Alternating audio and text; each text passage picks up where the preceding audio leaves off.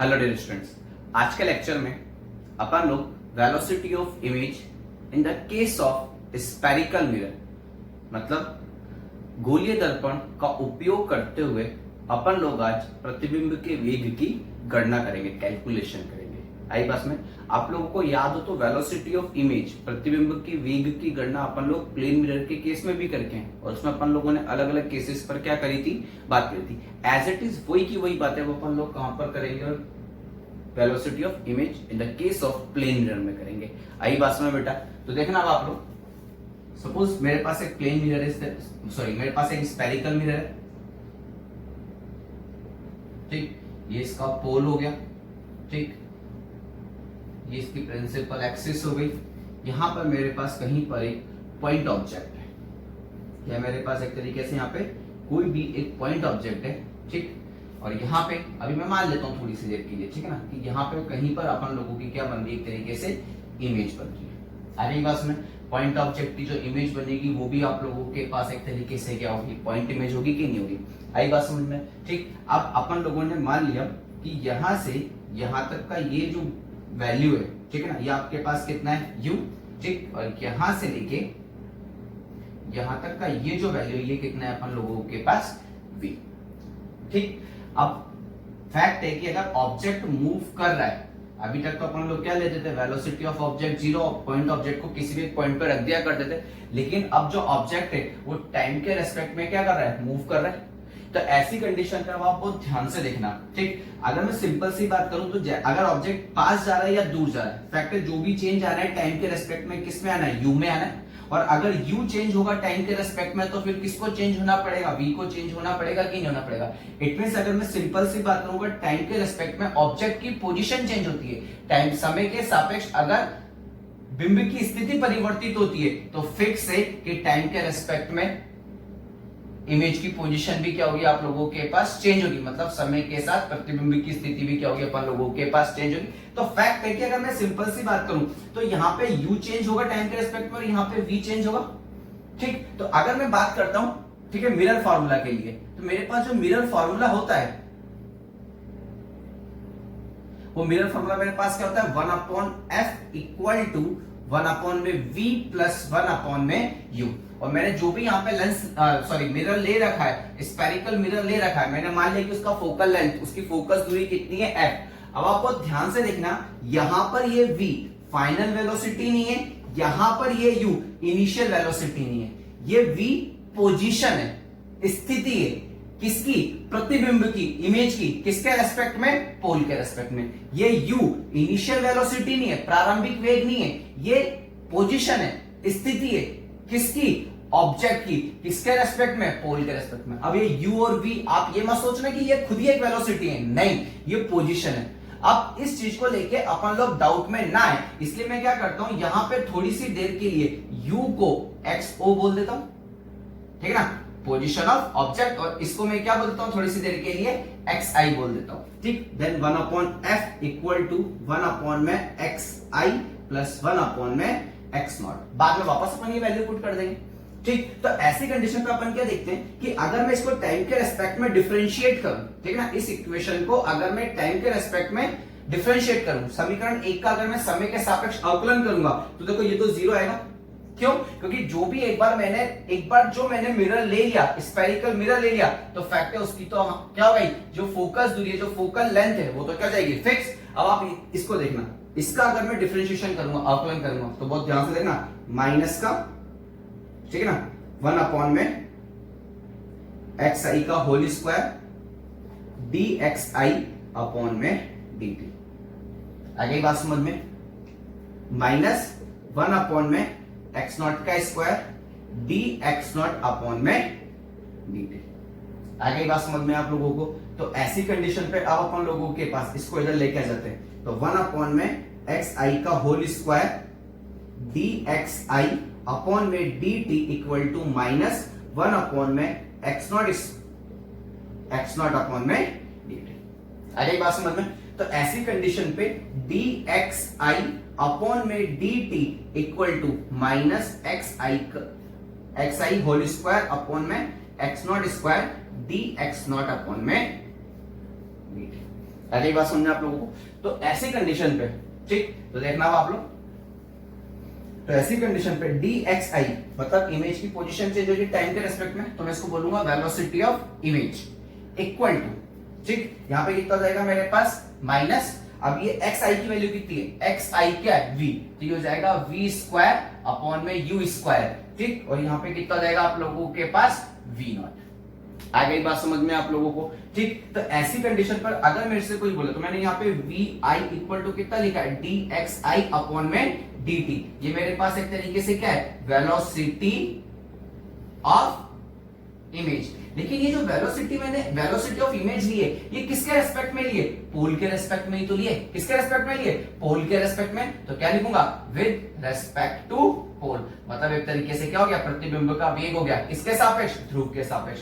इसी तरीके से v नॉट इक्वल टू कितना हो जाएगा, dx नॉट अपॉन में dt इक्वल टू, इसको क्या लिखूंगा, वेलोसिटी ऑफ ऑब्जेक्ट, क्या लिखूंगा, प्रतिबिंब का वेग किसके सापेक्ष, वही विद रेस्पेक्ट टू पोल, और पोल किसका हिस्सा है, मिरर का, तो जो भी अपन ने ये वेलोसिटी निकाली है किसके रेस्पेक्ट में निकाली है, मिरर के रेस्पेक्ट में निकालिए। आई बात समझ में आप लोगों को। तो ऐसी कंडीशन पर मैं इसको क्या लिख सकता हूं, V I M equal to minus का v अपॉन में u का whole square v not m, देख सकता हूं, लिख सकता हूं, ठीक, देख रहा हो आप लोग। तो ऐसी कंडीशन पे आप सबको पता होता है वी नो दैट, हम सब जानते भी हैं कि आप लोगों के पास m इक्वल टू कितना होता है, माइनस का v अपॉन में u, then minus m equal to कितना जाएगा, v अपॉन में u। ऐसी कंडीशन पे velocity of image equal to कितना जाएगा, माइनस m का whole square v not, m हो जाएगा माइनस स्क्वायर प्लस में कन्वर्ट हो जाएगा। अब देखना velocity of image with respect to mirror, ठीक है, दर्पण के सापेक्ष प्रतिबिंब का वेग, दर्पण के सापेक्ष बिंब का वेग, तो मैं इसको ऐसे तो लिख सकता हूं, वी आई माइनस का V N equal to minus M square, और यहां पे कितना आ जाएगा, वी ओ माइनस का वी एन। ये एक तरीके से आप लोगों के पास क्या होता है, फॉर्मूला होता है, किसके लिए, वेलोसिटी ऑफ इमेज कैलकुलेट करने के लिए। आई बस में, लेकिन अभी आप देखना, इसमें ऑब्जेक्ट को अपन ने इस तरीके से मूव करा है, और जो इमेज भी इफेक्ट है, अगर ऑब्जेक्ट ऐसे मूव करेगा, ऐसे मूव करे, तो इमेज भी इस तरीके से प्रिंसिपल एक्सिस के अलावा मूव करेगी कि नहीं करेगी। तो ये जो फॉर्मूला अपन लोगों ने मूव करवाया है, ठीक है ना, ये एक तरीके से मोशन अलोंग प्रिंसिपल एक्सिस, मतलब मुख्य अक्ष के अनुदिशी वेग चल रहा है अभी, चाहे वो बिंब का हो या फिर प्रतिबिंब का। आई बात समझ में, देखो बेटा इसको एक बार,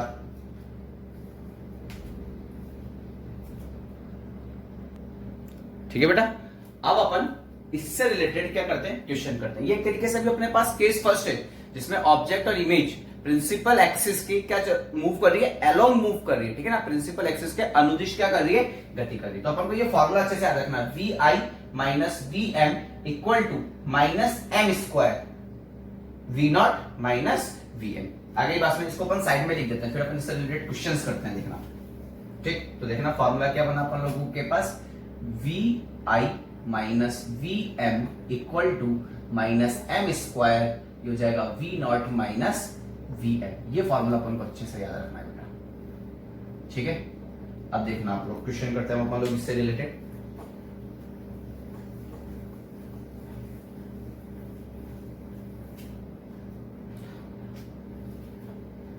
सपोज आपके पास एक कॉनकेव मिरर है,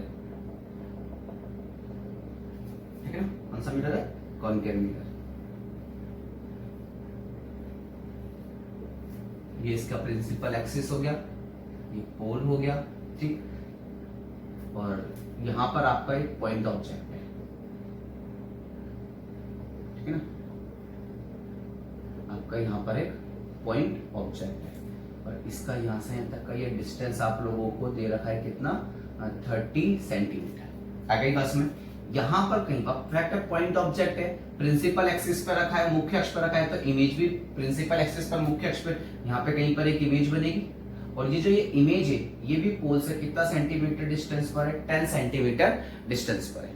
आ गई बस में, और जो ऑब्जेक्ट है अपन लोगों का, ये जो ऑब्जेक्ट है ये इधर की तरफ 9 सेंटीमीटर पर सेकंड से मूव कर रहा है। कितने से मूव कर रहा है, 9 सेंटीमीटर पर सेकंड से मूव कर रहा है। तो आप लोगों को वेलोसिटी ऑफ इमेज कैलकुलेट करनी है और दे रखा है कि velocity of mirror equal to 0। अभी मिरर क्या है आप लोगों के पास, रेस्ट पर है, तो आपको वेलोसिटी ऑफ इमेज कैलकुलेट करनी है। तो देखना आप लोग बहुत ध्यान से, पहले अपन देख लेते हैं कि अपन को क्या क्या गिवन है, और याद रखना साइन कन्वेंशन यूज करना है अपन लोगों को। तब आप देखना u गिवन है, u इक्वल टू आप लोगों के पास हो जाएगा माइनस का 30 सेंटीमीटर, और v इक्वल टू आप लोगों के पास हो जाएगा माइनस का 10 सेंटीमीटर, ठीक है। और आप लोगों को क्या दे रखा है, v नॉट दे रखा है, और v नॉट हो जाएगा plus 9 centimetre per second. Plus 9 क्यों, क्योंकि वो इधर की तरफ मूव कर रहा है, ठीक है ना। तो ऐसी कंडीशन पे कितना हो जाएगा, प्लस 9। तो अपन को क्या कैलकुलेट करना है, वेलोसिटी ऑफ इमेज कैलकुलेट करना है। तो ऐसी कंडीशन पे वैल्यू पुट करो इस इक्वेशन में।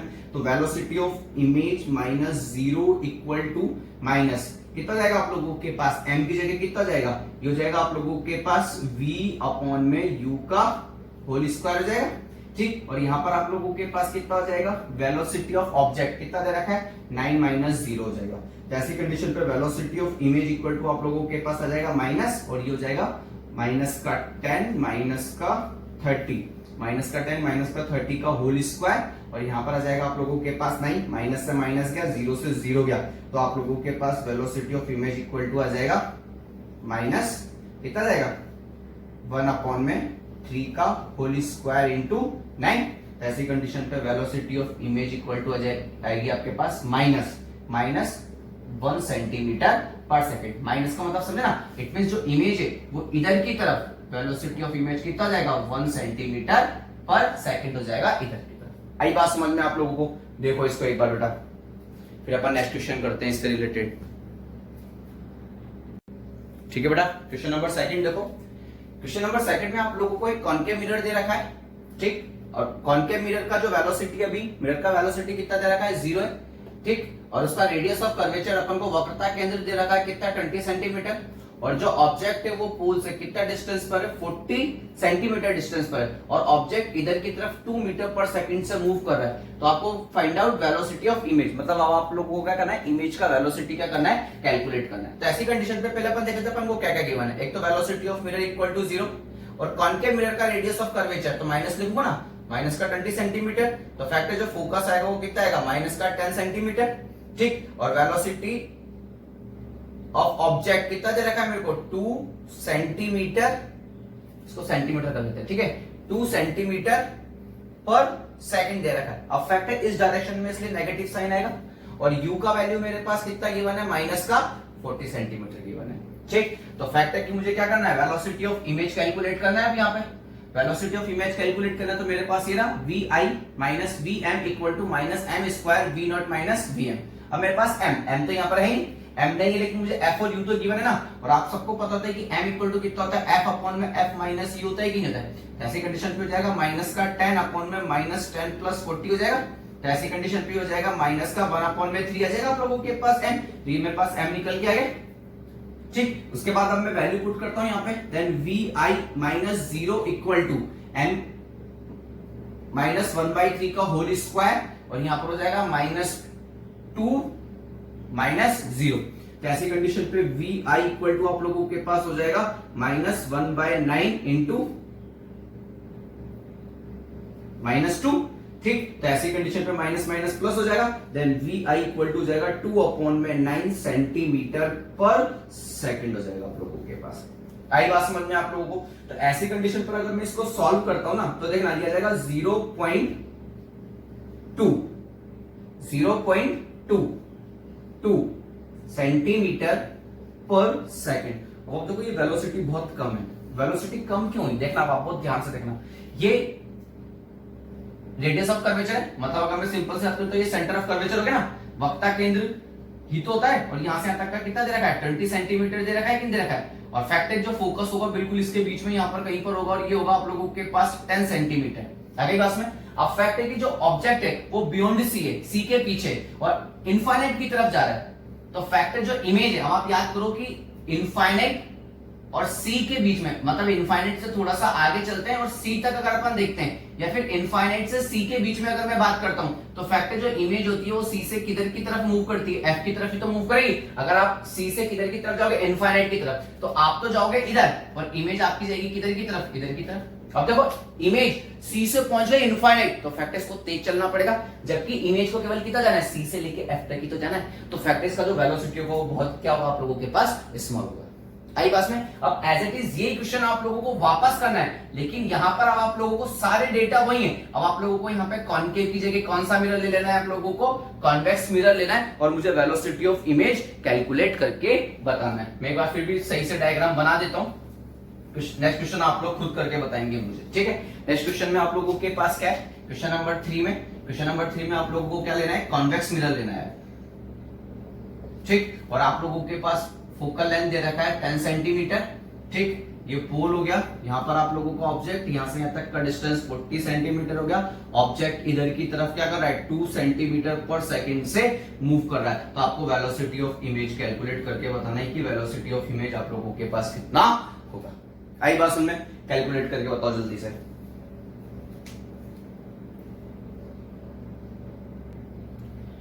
क्वेश्चन नंबर 4 देखो बेटा, इसमें आप लोगों को एक कॉनकेव मिरर दे रखा है,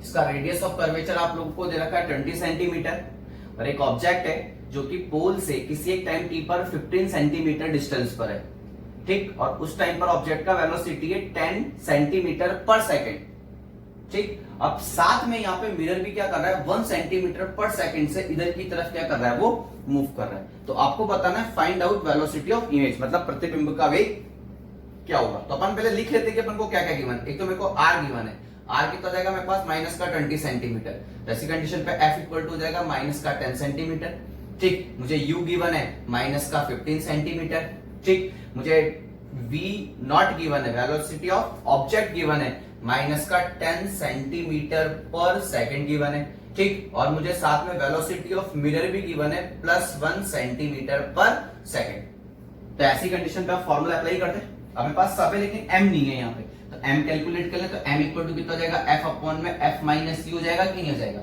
ठीक। तो ऐसी कंडीशन पे अब आप लोगों के पास क्या फॉर्मूला बनेगा, मतलब क्या डेटा आएगा, तो यहाँ पे हो जाएगा माइनस का 10 अपॉन में, ठीक है ना, माइनस का 10 प्लस का 15 हो जाएगा आपके पास। तो ऐसी कंडीशन पे आप लोगों के पास m इक्वल टू हो जाएगा माइनस का 10 अपॉन में 5। तो आप लोगों के पास जो वैल्यू आ जाएगी वो आ जाएगा m इक्वल टू माइनस का 2, मतलब मैग्निफिकेशन हो गया आपके पास -2, ठीक। तो अब अपन वैल्यू पुट करते हैं यहाँ पे, वेलोसिटी ऑफ इमेज माइनस, ठीक है ना, माइनस वेलोसिटी ऑफ मिरर, और वेलोसिटी ऑफ मिरर कितना है आपके पास, वेलोसिटी ऑफ मिरर है +1 इक्वल टू माइनस, यहाँ पे हो जाएगा -2 का होल स्क्वायर, और यहाँ पर हो जाएगा माइनस का 10, ठीक है ना, माइनस, और यहाँ पर आप लोगों के पास अपने पास कितना हो जाएगा +1। आगे बात समझ में आप लोगों को, ठीक है ना। तो ऐसी कंडीशन पे आप लोगों के पास velocity of image -1 equal to हो जाएगा -4, और यहाँ पर आप लोगों के पास कितना हो जाएगा -10 -1 हो जाएगा कि नहीं हो जाएगा। तो velocity of image equal to आप लोगों के पास हो जाएगा -11, माइनस बाहर आएगा तो ये हो जाएगा 44, और ये इधर आके +1 हो जाएगा। Then velocity of image equal to हो जाएगी 45 सेंटीमीटर पर सेकेंड। आई नहीं आई बात समझ में बेटा आप लोगों को। तो इस तरीके से अपन लोग, अगर सपोज आप लोगों के पास ऑब्जेक्ट प्रिंसिपल एक्सिस के अलोंग मूव कर रहा है तो अपन इजीली इस तरीके के क्वेश्चंस क्या कर सकते हैं, सॉल्व कर सकते हैं। आई नहीं आई बात समझ में आप लोगों को, ठीक। देखो एक बार इसको,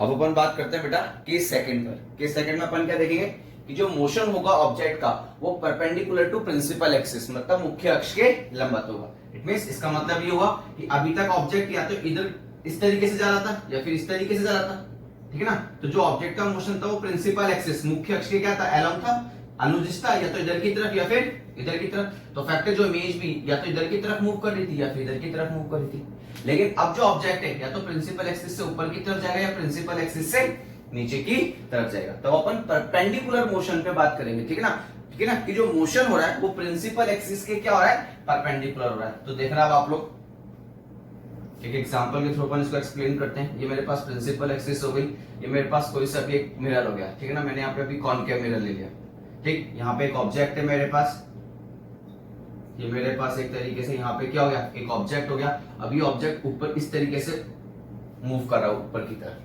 तो ऐसी कंडीशन पे अब आप देखना कि कभी जैसे जैसे टाइम पास होता जाएगा, जैसे जैसे टाइम गुजरेगा, तो अपन क्या देखेंगे कि ऑब्जेक्ट की पोजीशन यहाँ पर आ जाएगी, फिर यहाँ पर आ जाएगी, फिर यहाँ पर जाएगी, फिर यहाँ पे कहीं पर आ जाएगी।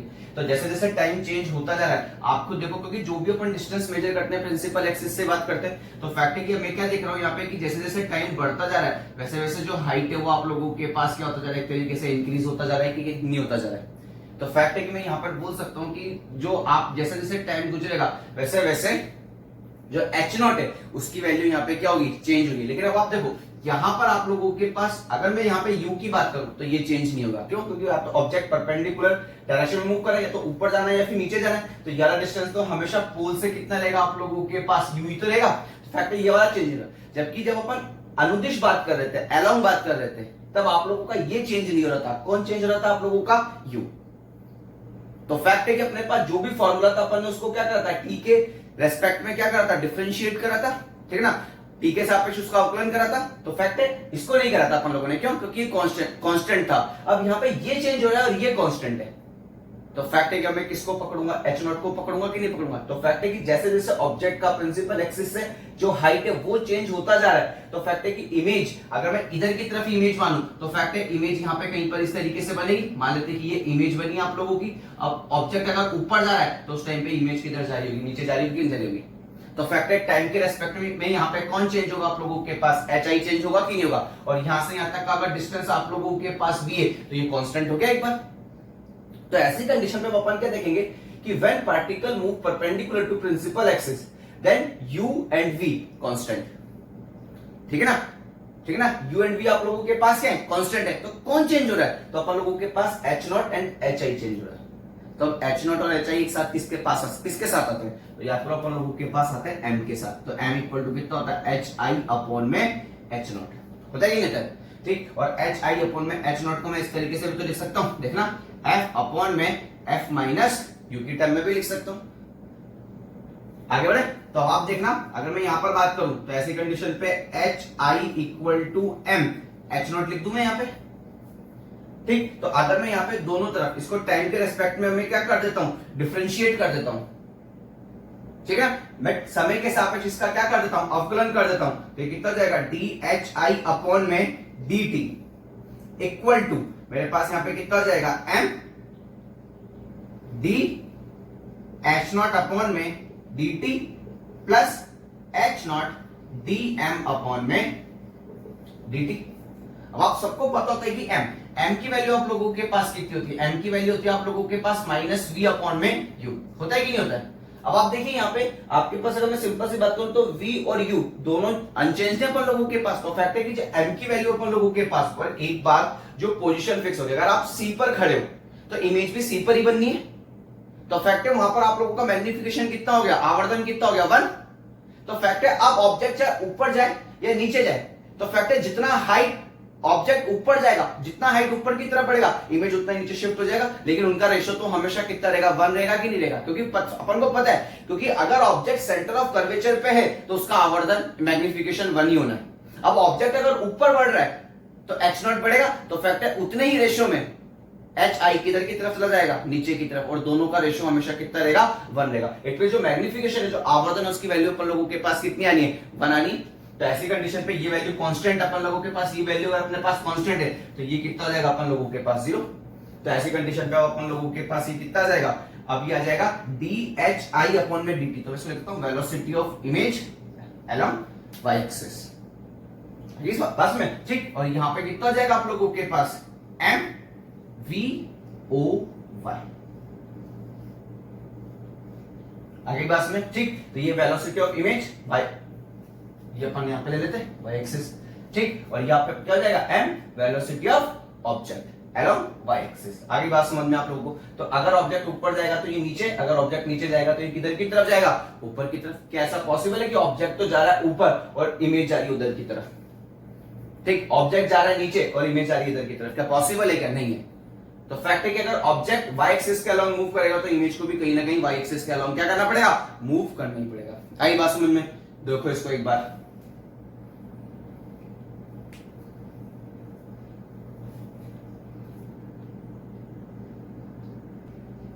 ठीक है बेटा। क्वेश्चन करें हम अपन क्वेश्चन नंबर 1 देखो, find out velocity of image. तो अपन लोगों को क्या दे रखा है, एक कॉन्केव मिरर दे रखा है, एक कॉन्केव मिरर दे रखा है, ठीक। एक ऑब्जेक्ट है अपन लोगों के पास जो कि प्रिंसिपल एक्सिस, जो कि अपने पास मुख्य अक्ष है, उसके परपेंडिकुलर लंबवत ऊपर की तरफ जा रहा है 4 सेंटीमीटर पर सेकंड से, और पोल से ऑब्जेक्ट की डिस्टेंस आप लोगों को कितना दे रखा है, 40 सेंटीमीटर दे रखा है। आई बात में, तो ऐसी कंडीशन पे आप देखो अपन को क्या क्या गिवन है। एक तो अपन लोगों को एफ गिवन है, एफ कितना लिख सकता हूं, माइनस का 20 सेंटीमीटर, ठीक। यू क्या लिख सकता हूं, माइनस का माइनस 40 सेंटीमीटर, और वी ओ वाई लिख दो, और वी ओ वाई अपन लोग यहाँ पे कितना लिख सकते हैं, 4 सेंटीमीटर पर सेकंड। फॉर्मूला क्या होता है अपन लोगों के पास, फॉर्मूला होता है velocity of image along Y axis equal to magnification velocity of object along Y axis. ये तो होता है ना। तब अपने पास m तो दे ही देखा यहाँ पे, कैलकुलेट कर ले, क्योंकि अपने पास f और u दोनों है, तो ऐसी कंडीशन पे m इक्वल टू कितना हो जाएगा, f अपॉन में f minus u।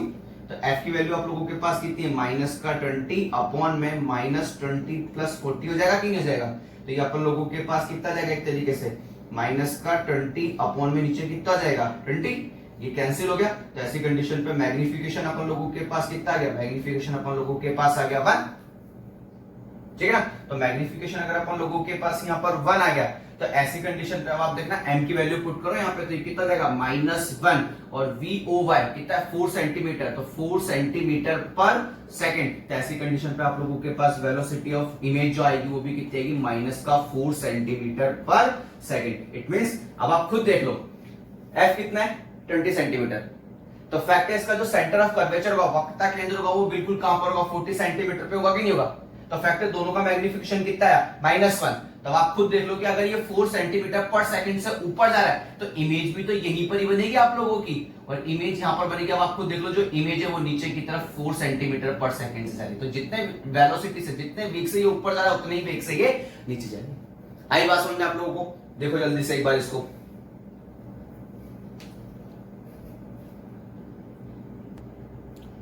Question number 2 देखो बेटा। क्वेश्चन नंबर 2 में एक ऑब्जेक्ट है अपन लोगों के पास जो प्रिंसिपल एक्सिस से, मुख्य अक्ष से 37 डिग्री के एंगल पर मूव कर रहा है। आई बस में, अब ना तो ये प्रिंसिपल एक्सिस के अलोंग है, मतलब ना तो मुख्य अक्ष के अनुदिश है, और ना ही ये प्रिंसिपल एक्सिस के परपेंडिकुलर है। इट मींस मुख्य अक्ष के लंबवत भी नहीं, ये तो किसी एक एंगल पे जा रहा है। तो फैक्ट है कि अगर मुझे इस अब वेलोसिटी ऑफ इमेज कैलकुलेट करनी है तो किस तरीके से करूंगा, तो देखना अब आप लोग बेटा।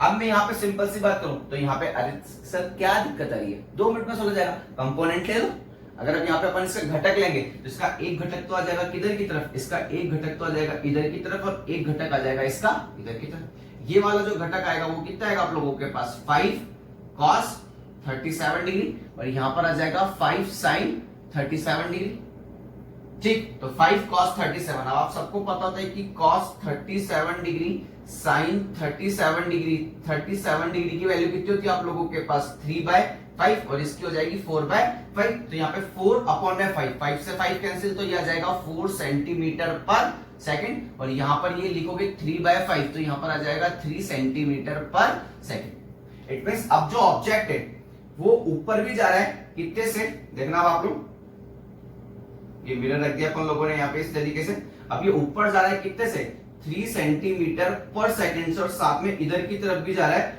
4 सेंटीमीटर पर सेकंड से, और ऑब्जेक्ट की जो डिस्टेंस है पोल से वो अपन लोगों के पास कितनी है, 30 सेंटीमीटर।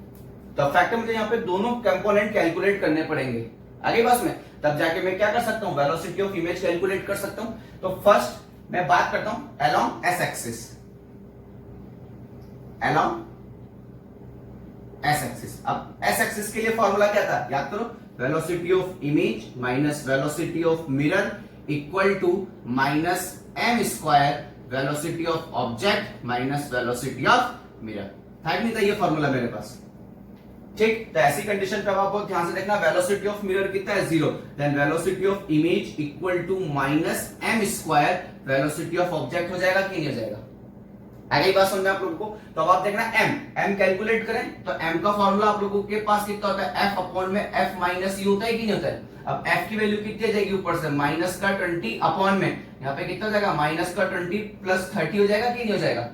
तो यहाँ पर आप लोगों के पास नीचे बचेगा 10, ऊपर बचेगा माइनस का 20, तो अपन लोगों के पास m इक्वल टू कितना आ जाएगा, माइनस का 2 आ जाएगा कि नहीं आ जाएगा?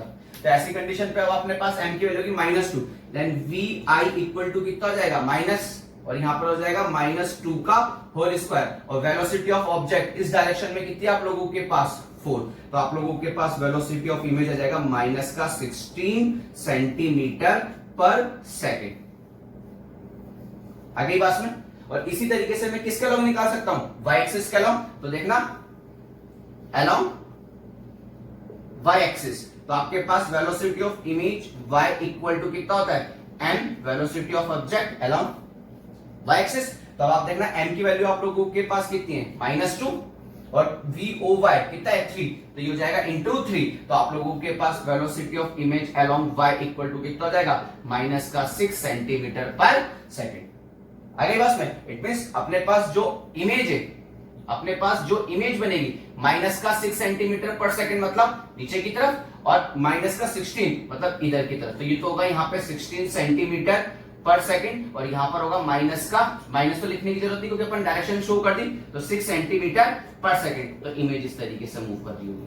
आई बात समझ में आप लोगों को? ठीक, तो इस तरीके से, ठीक, अब इससे टिपिकल तो क्या केस देगा वो, ठीक है ना? अब अगले केस में क्या करेगा वो, मिरर को मूव करवा देगा। अब सारे केसेस यही है, पूरा डेटा यही है आप लोगों के पास। अगर सपोज वेलोसिटी ऑफ मिरर मैं यहां पे कर देता हूं 2 सेंटीमीटर पर सेकेंड, ठीक, इस डायरेक्शन में क्या कर देता हूं मैं, इस डायरेक्शन में इसको 2 सेंटीमीटर पर सेकेंड से मूव कर देता हूं, और बाकी सारा डेटा यही है। तब आप मुझे वेलोसिटी ऑफ इमेज कैलकुलेट करके बताओ कितनी आएगी जल्दी से। ठीक है बेटा, अब क्वेश्चन देखना, पहला वाला ही डेटा है सारा, ठीक, बट अब मिरर भी 2 सेंटीमीटर पर सेकेंड से इधर की तरफ मूव कर रहा है, तो अपन को कैलकुलेट करना है वेलोसिटी ऑफ इमेज। तो इस वाले केस में अपन लोगों के पास जो m आया था, m का वैल्यू आप लोगों के पास कितना आया था, माइनस का 2 आया था कि नहीं आया था? ठीक, इसके दो कंपोनेंट आए थे, एक कंपोनेंट इधर की तरफ आया था 4 सेंटीमीटर पर सेकेंड, और इधर वाला कंपोनेंट आया था 3 सेंटीमीटर पर सेकेंड। आगे बात में, ठीक, तो अपन सबसे पहले किसके अलोंग बात करते हैं, एस एक्सिस के अलोंग डिस्कस करते हैं, ठीक है ना? एस अक्ष के अनुदिश बात करते हैं, तो एस अक्ष के अनुदिश आप लोगों के पास ये डेटा कितना आ जाएगा, ठीक, वही formula velocity of image minus velocity of mirror equal to minus m square velocity of object minus velocity of mirror हो जाएगा। तो ऐसी कंडीशन पे अब आप देखना, तो velocity of image minus velocity of image minus velocity of mirror, अब देखो उधर मूव कर रहा है, पॉजिटिव डायरेक्शन में मूव कर रहा है, इट मींस 2 का 2 रहेगा, ठीक, इक्वल टू माइनस 2 का whole square velocity of object इस डायरेक्शन में है, तो ये कितना जाएगा आप लोगों के पास 4 माइनस, और ये कितना जाएगा 2 हो जाएगा आप लोगों के पास। आगे बात समझ में, तो अपन लोगों के पास velocity of image minus 2 equal to कितना जाएगा अपन लोगों के पास माइनस, और यहाँ पे हो जाएगा 4, और यहाँ पर अपन लोगों के पास बचेगा कितना 2, ये उधर जाके प्लस में कन्वर्ट हो जाएगा तो 8, तो velocity of image equal to जाएगा माइनस का 8 प्लस 2, ठीक। तो ऐसी कंडीशन पर वेलोसिटी ऑफ इमेज अपन लोगों के पास कितनी जाएगी, एक तरीके से माइनस का 6 सेंटीमीटर पर सेकेंड।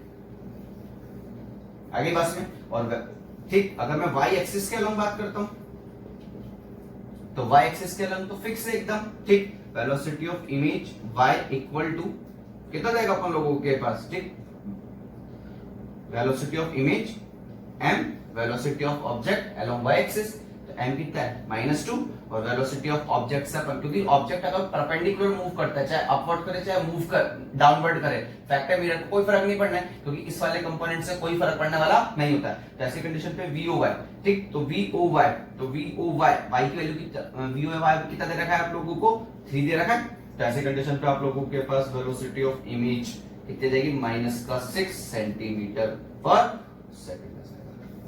आई बात सुने, और अगर आप इसको वेक्टर फॉर्म में लिखना चाहें वेलोसिटी ऑफ इमेज को, तो कैसे लिखेंगे, ये तो एस एक्सिस के अलोंग हो गया, ये वाई एक्सिस के अलोंग हो गया, तो आप लोगों के पास आ जाएगा माइनस का 6 आई कैप माइनस का 6 जे कैप। आई नहीं बात समझना आप लोगों को, ठीक। तो इसी तरीके से इससे टिपिकल क्या बनेगा, अब आप ज्यादा से ज्यादा वो क्या कर सकता है, ज्यादा से ज्यादा वो ये कर सकता है कि जो भी आपके पास मिरर है, जैसे मान लीजिए ये वाली लाइन है आप लोगों के पास, ठीक है, अब वो मिरर को भी इधर की तरफ सपोज 2 सेंटीमीटर पर सेकंड से मूव करवा दे और सपोज ये एंगल दे दे आप लोगों के पास कितना 53 डिग्री, फिर बोले कि then calculate velocity of image. तो बस अपन को एंगल जो है ना, किसी भी एंगल पे जब अपन को क्या लेने आना चाहिए, अच्छे से कंपोनेंट लेने आना चाहिए। आई बात समझ में? ठीक, देखो बेटा इसको एक बार